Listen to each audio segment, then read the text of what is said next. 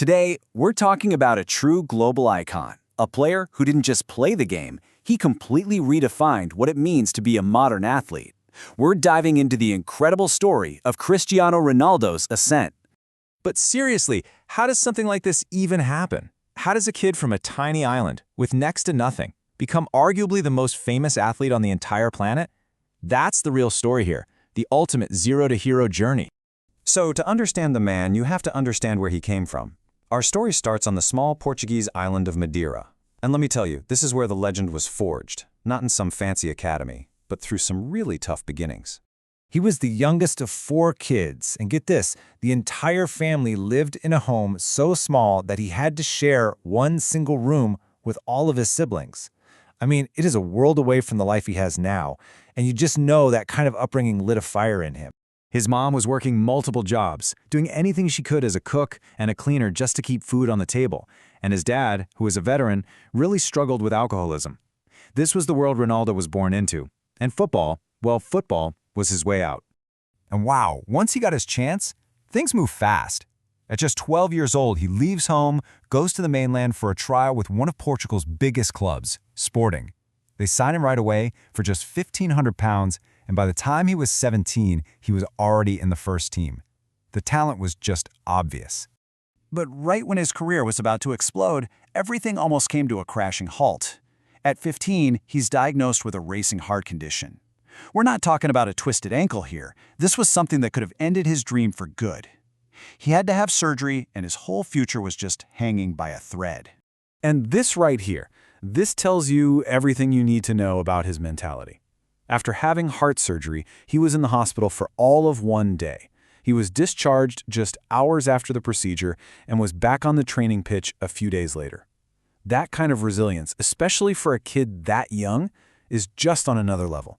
And that resilience, that insane drive, was about to be put on the world's biggest stage, because the kid from Madeira was on his way to Manchester United. You know, the story of how it happened is just legendary in football. Sporting plays Manchester United in a friendly. This skinny 18-year-old kid named Ronaldo just completely tears their defense apart. The United players were so stunned that after the game, they went straight to their manager, the great Sir Alex Ferguson, and basically told him, "You have to sign that kid now." And just look at this jump in value. It's insane. From a £1,500 kid to a transfer fee of over £12 million. In just a few years, he went from a hopeful nobody to the most expensive teenager in the history of English football. At Manchester United, he found so much more than a coach in Sir Alex Ferguson. He really found a mentor, a guide. Ferguson knew what he had, this raw, incredible talent, and he nurtured it. He challenged him, protected him. And Ronaldo himself says Ferguson was like a father to him in his career. And with that guidance, well, he just exploded. In his 6 years there, he won it all. 3 Premier League titles, the Champions League, and in 2008, he won his very first Ballon d'Or, the award for the best player in the world. The kid from Madeira had officially conquered England. But conquering England was never going to be enough, was it? His next move was to Spain, to the legendary Real Madrid, where he wouldn't just become part of their history, he would completely rewrite it. For a mind-blowing £80 million, a new world record, Ronaldo became a Galactico. The hype was unreal. 80,000 people showed up to the stadium just for his presentation. The pressure was astronomical. But for a guy who'd fought for everything his whole life, pressure was just fuel. Okay, you have to look at these stats. At Manchester United, he was an amazing goal scorer. But at Real Madrid, he became something else entirely. He scored more goals than he played games. 311 goals in 292 league matches. That rate is just, it's video game stuff. It's not supposed to be possible. His time in Madrid was just pure dominance. He led them to 4 Champions League trophies, shattered their all-time scoring record, and picked up 4 more Ballon d'Or awards along the way. He had cemented his place as one of the absolute greatest to ever do it. So he's won everything. At the club level, there were no more mountains to climb. But there was one last massive challenge left, winning a major trophy for his home country, for Portugal. And in 2016, he delivered. He captained the team, he led them, he inspired them all the way to victory in the European Championship. It was the first major trophy in Portugal's entire history. You could see what it meant to him. It was the fulfillment of a lifelong dream. And his international career isn't just about that one trophy. It's about sheer longevity and greatness. He's played more games and scored more goals for his country than any male player ever. And scoring in 5 different World Cups, that record just speaks for itself. So when you zoom out and look at the whole picture, what does it all add up to?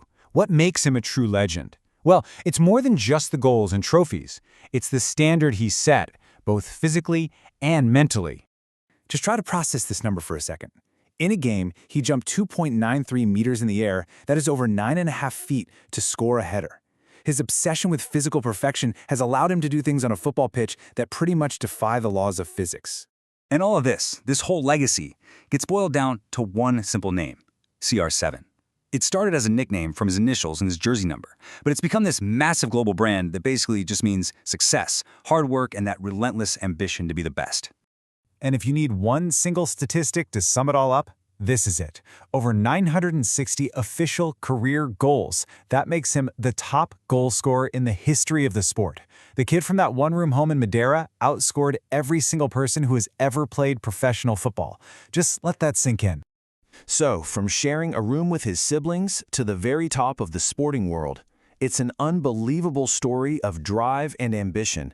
And it really makes you wonder, for the man who has conquered everything and broken every record, what on earth could possibly be next?